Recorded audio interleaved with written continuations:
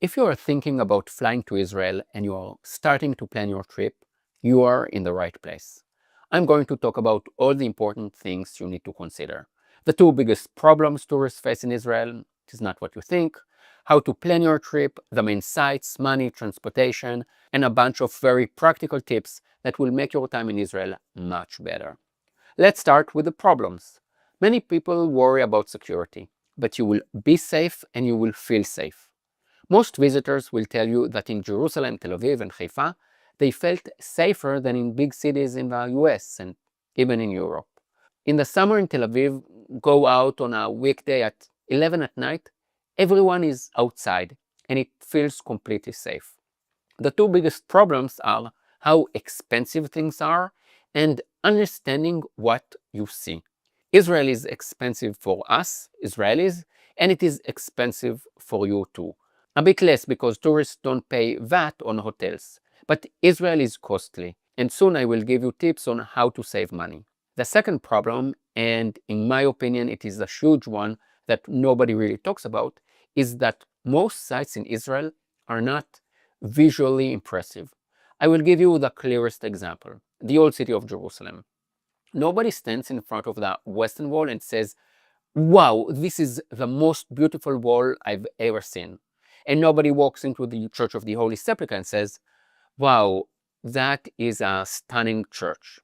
The only true beautiful sight in the old city is the Dome of the Rock. To enjoy Israel, you need to know the story. If you don't know the story, you won't understand Israel.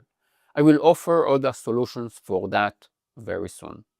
Our currency is the shekel, abbreviated as ILS or NIS, Israeli shekel or New Israeli shekel. There are four banknotes, 20, 50, 100, and 200. They are colorful, nicely designed, and feature portraits of famous Israeli poets, two men and two women. We are so progressive. $1 or €1 is worth about 3.5 shekels. We use cash, credit cards, Visa and MasterCard, and you can also pay with Apple Pay and Google Pay. Debit cards are hardly used. If you plan to rent a car, you will need a credit card. The power sockets have 3 holes, and most plugs you will see have 2 pins. The voltage is 220 volts. The best time to visit Israel is in the spring, March, April. Summer is very hot. Expect 30 to 35 degrees Celsius every day. If you love the beach and visiting indoor places like churches or museums, it can work. But summer is too hot for long hikes. In October, the weather cools down. And during most autumn days, you can walk around in a t-shirt. Winter is from December to February. When it rains hard, but usually for like 2 or 3 days, and then the sky clears again. January also has sunny days. In my opinion, Israel is an excellent winter destination, especially if you want to travel in the desert. I will admit it, I barely make videos about the desert because there is less demand. People want Jerusalem, Tel Aviv, and the Galilee. But if I lived in a cold country, and most people visiting Israel do, I would come in winter for a warm desert vacation. Hopefully my channel will grow big enough that I can afford to make more desert content. One more thing you should consider before booking flights is the Hebrew calendar. In Israel, we use 2 calendars, the Gregorian calendar, the one you know, and the Hebrew calendar. How do we manage 2 calendars? We are very smart. Just kidding, you get used to it. This matters because most Jewish holidays are set by the Hebrew calendar. It is amazing to be here during holidays like Sukkot, Passover, or Hanukkah, but keep in mind there is no public transportation on those days, and flights and hotel prices are much higher. I previously wrote a long post explaining Israeli holidays, what they are, when they occur, and what to expect. Now, let's talk planning. Israel is small. It is about the size of New Jersey. Wisconsin is 9 times bigger than Israel. If you are from the UK, Israel is about the size of Wales. If you are from Germany, it's about the size of Hessen. If you are from somewhere else, just know this. You can drive from the north of Israel to the south in like 6 hours. And from east to west in less than an hour and a half. I like to summarize planning tours in Israel in 3 words: the heart, the line, and the land. The heart is Jerusalem. If you only have 24 hours in Israel, you must visit Jerusalem. The line is highway number 1, connecting Tel Aviv, Jerusalem, and the Dead Sea. If you have 3 to 4 days, you can see Jerusalem, Masada, the Dead Sea, and Tel Aviv. The land is everything else. If you are coming for a week or 2, you can go north to the Galilee or south to the desert. About 95% of tourists go north. The Galilee has many Jewish and Christian historical sites. It's greener and cooler in summer, which is when most tourists arrive. When planning your trip, try to be in Tel Aviv or Jerusalem over the weekend, Friday and Saturday, and in the desert or Galilee from Sunday to Thursday. You will enjoy the sights and nature when they are less crowded. Israel is very dense, 10 million people in a small country, and weekends always have more events in the cities. You will probably start your trip at Ben Gurion Airport. I made a full video about the airport, the link will be below, and it is packed with useful information. The most important thing to know is that the airport is in central Israel. If you land on Sunday or Monday, you can rent a car and drive straight to the Galilee or the desert. It's about 2 hours. If you land on Thursday or Friday, it is better to take a taxi or train to Jerusalem or Tel Aviv. I don't recommend keeping a car in Tel Aviv or Jerusalem. There is no parking in Tel Aviv, and in Jerusalem, people drive like crazy. Rent a car only when you are leaving the city. The public transportation in Israel is good and cheap, but there are no buses and trains from Friday afternoon until Saturday night, and not on Jewish holidays. If you add it all together, there are like 2 months without public transportation. So check availability on Google Maps or other transportation apps. Now, let's quickly go through the main sites. Of course, Jerusalem comes first. I won't list the must-see sites because you can find that everywhere. I will say Masada and the Dead Sea in the Judean desert are the second and third most important sites, and you can visit both in one day. Tel Aviv is probably number 4. Tel Aviv doesn't really have classic must-see sites, and that's not criticism, it's the opposite. You don't have to rush anything. Tel Aviv is the first modern Jewish city, and beyond markets and beaches, it has museums and fascinating sites. The northern coast includes Caesarea, Haifa, and Acre, Akko, which you can visit in 1 or 2 days. Jewish sites in the Galilee include Safed and many Zionist history sites like Tel Chai and Ganya, the first kibbutz. The main Christian sites are, of course, Nazareth and the churches around the Sea of Galilee. The Galilee and the Golan Heights also have many nature reserves, water sports, and battlefields. If you are visiting in winter and want some desert, you can stay in Mitzpe Ramon, right on the edge of the crater. It gets very cold at night, but during the day, hiking in the crater is pleasant. There are also kibbutzim and moshavim in the Arava Valley, where it is always warm and there are unique places like Neot Smadar and Ktorah. One fascinating thing about Israel, which I don't think I've talked about in any video, is that there are communities built around specific idea.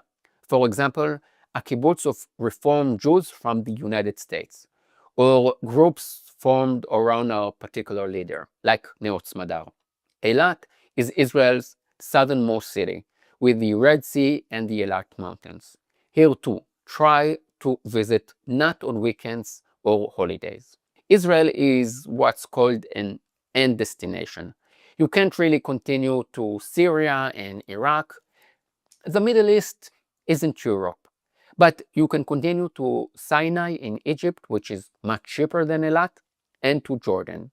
If you have 10 days or more, I would seriously consider spending 2 or 3 days in Jordan to see Petra. And I want to go back to what I said at the beginning.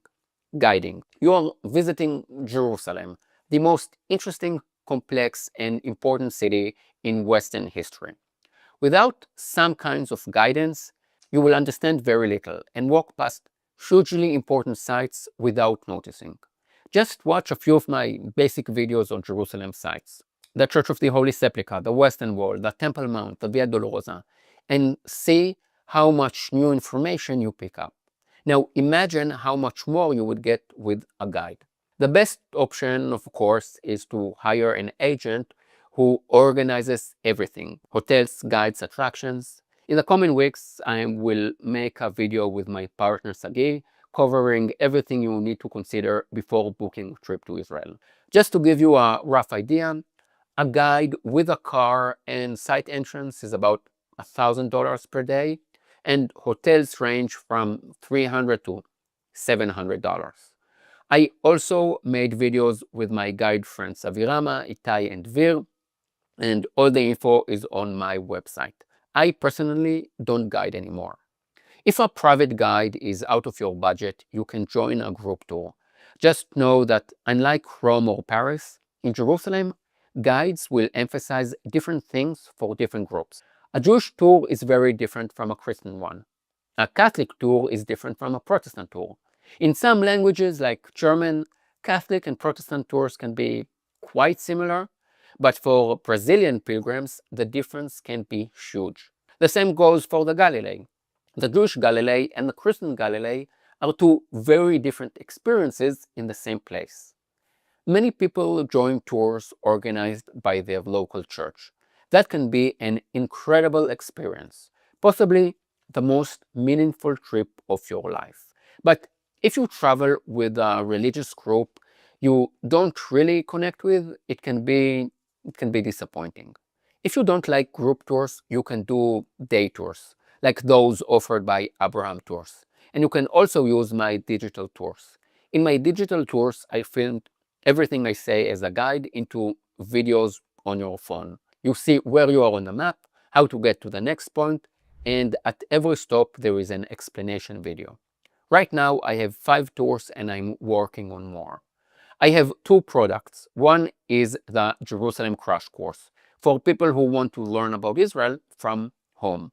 The digital tours are for people who are actually coming, and beyond explanations I give practical tips: where to eat, where to shop fairly, and where to be a bit more careful. I also added discount codes for places I like: Abraham Hostels and Tours, Post Hostel, the Spot Hostel. If you use the codes, you will save more than the cost of the digital tours themselves. But most importantly, take guidance. Even a one-day tip-based tour makes a huge difference. 2 money-saving tips because Israel is expensive. First, accommodation. If you want to save, consider hostels. Many hostels in Israel have private rooms, breakfast, and kitchen. In places like Jerusalem and Tel Aviv, where you are out all day anyway, it makes sense to save on accommodation and spend more on special stay in the Negev or Galilee. All my accommodation recommendations are on my website. Second, food.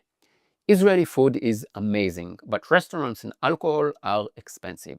A beer can easily cost 10 euros or dollars. Always ask to see a menu. My tip for people who want to save money: eat less in restaurants and more street food. Falafel, shawarma, sabich, burekas, it's fantastic, and there are endless great places. If you made it this far, you are probably serious about planning a trip to Israel, or you just enjoy listening to me talking. Either way, check out my website. It is much easier to navigate everything there: planning, tours, accommodation, digital tours. And one topic tourists ask about more than anything else is Israeli society. As a tour guide, I learned that people are most interested in people. Almost nobody asks, what year was this church built? They ask about people, about the ultra-Orthodox, about the army, culture, politics. That's why I wrote posts introducing Israeli society, what you can learn from a supermarket, history through songs, and much more. So subscribe to the channel, check out the website, and I will see you in Israel. Yalla bye.